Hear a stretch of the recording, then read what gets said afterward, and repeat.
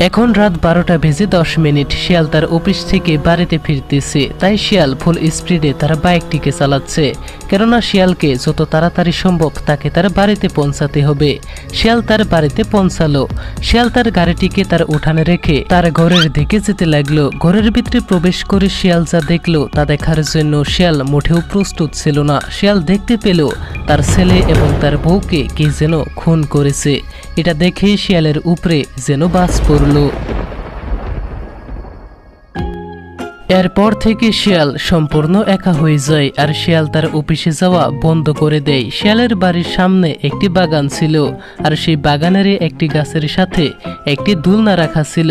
এরপর থেকে শিয়াল সেই দোলনার উপরেই বসে থাকতো আর ভাবতো কে বা কারা তার ছেলে এবং তার বউকে হত্যা করেছে এবং কেনই বা তার বউ আর তার ছেলেকে হত্যা করলো। কে এরকম কাজ করতে পারে? আমার বউ এবং আমার ছেলেকে হত্যা করলো, আমার সুখের সংসার একেবারেই ধ্বংস করে দিল। যদি আমি জানতাম কে বা কারা আমার ছেলে এবং আমার বউকে হত্যা করেছে তাহলে আমি তাদেরকেই মেরে ফেলতাম। এরপর থেকে শিয়াল ডিপ্রেশনে পড়ে যায় আর শিয়াল তার বিজনেসের ব্যাপারে ভাবা বন্ধ করে দেয়। যেখানে শিয়ালের ব্যবসা আগে এই অঞ্চলে টপ র্যাঙ্কে ছিল, এখন শিয়ালের ব্যবসা সবার নিচে পড়ে গিয়েছে এবং এই খবর শোনার পরে শিয়াল আরও ডিপ্রেশনে পড়ে যায়। ক্রমাগত শিয়ালের মাথায় চিন্তা বাড়তে লাগলো। আর এইভাবেই কয়েকদিন কেটে যায়। একদিন দুপুরে শিয়াল তার বাগানে সেই দোলনার উপরে বসেছিল। শিয়ালের সামনের দিকে থাকা ঝুপঝাটি নড়ে উঠল আর সেখান থেকে কারো হাত বের হয়ে আসলো। তার হাতে একটি রিভলভার রাখা ছিল। সেই রিভলভার থেকে একটি গুলি বের হয় আর সেই গুলি দ্রুত গতিতে এসে শিয়ালের বুকে লাগলো আর শিয়ালের সেখানেই মৃত্যু হয়ে গেল। শিয়াল মৃত্যুর আগে কাউকে দেখতে পায়। কয়েক মাস পর অমাবস্যা রাত আসলো আর সেই রাতে শিয়ালের দেহ থেকে শিয়ালের আত্মা বের হয়ে আসলো প্রতিশোধের কারণে।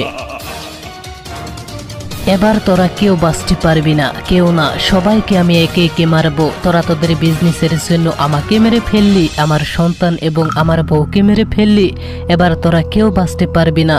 তার আগে আমাকে একজন কালো জাদু চর্চা করা তান্ত্রিকের কাছে যেতে হবে এবং তার কাছ থেকে শক্তি নিতে হবে। এরপর শিয়াল যেতে লাগলো কালো জাদু চর্চা করা একটি তান্ত্রিকের কাছে আর কিছুক্ষণের ভিতরেই শিয়াল একটি কালো জাদু চর্চা করা তান্ত্রিকের কাছে আসলো আর তান্ত্রিকটিকে বলল, এই যে তান্ত্রিক বাবা, আমি প্রতিশোধের জন্য জাগ্রত হয়েছি। আমি আপনার কাছে এসেছি একটি সাহায্যের জন্য। আমার শক্তি চাই, আমি আপনার কাছ থেকে শক্তি লাভ করতে চাই। বিজনেসের জন্য আমার কিছু শত্রুপক্ষ আমাকে মেরে ফেলেছে। আচ্ছা ঠিক আছে, তোকে আমি শক্তি দিয়ে দিচ্ছি, কিন্তু এই শক্তির তুই অপব্যবহার করবি না। এই শক্তি শুধু তোর শত্রুদের উপরেই কাজ করবে। এরপর তান্ত্রিক সেই শিয়ালকে শক্তি প্রদান করলো। শক্তি পেয়ে শিয়াল সেই তান্ত্রিককে ধন্যবাদ জানিয়ে সেখান থেকে চলে যায়। এখন আপনারা যে বাসাটি দেখতেছেন, এই বাসা হলো এই গ্রামের সব থেকে ধনী ব্যবসায়ীর বাড়ি। ব্যবসায়ী তার রুমে বসে টিভি দেখতেছে। হঠাৎ করে সেই টিভি থেকে শিয়াল বের হয়ে আসলো। কে কে কে তুমি? তুমি টিভি থেকে বের হয়ে আসলে কিভাবে? ভূত নাকি? একই শিয়াল, তুমি কিভাবে এখানে? তোমাকে তো আমি নিজের হাতে মেরে ফেলেছিলাম রিভলভার দিয়ে।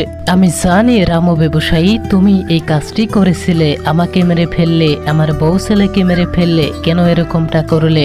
আমি তোমার কি ক্ষতি করেছিলাম? তোমাকে আজকে আমার হাত থেকে কেউ বাঁচাতে পারবে না। না না না, মানে না শিয়াল, আমাকে ছেড়ে দাও। আসলে তোমার ব্যবসায়ের কারণে আমার ব্যবসা একেবারে লাঠে উঠে গিয়েছিল, আমার ইনকাম একেবারে জিরোত চলে এসেছিল। তাই নিজে হাতে তোমার বউ এবং তোমার ছেলেকে আমি খুন করেছিলাম এবং তোমাকেও সেদিন সেই রিভলভার দিয়ে। এরপর রামুর ঘর নিস্তব্ধ হয়ে যায়, কারোর কোনো কথা শোনা যায় না। পরের দিন সকাল হলো। পরের দিন সকালে রামুর বারান্দাত কিছু গ্রামবাসী তার মৃতদেহ দেখতে পায়। তার মৃতদেহ দেখে এটা বোঝা যাচ্ছিল যে তার দেহ মনে হয় কেউ খেয়ে ফেলেছে। রামুর শরীরের কিছু অংশ পাওয়া যাচ্ছিল না। এরকম দৃশ্য এর আগে কোনো গ্রামবাসী এর আগে কখনো দেখেনি। এটা দেখে তারা ভীষণ ভয় পেয়ে যায়।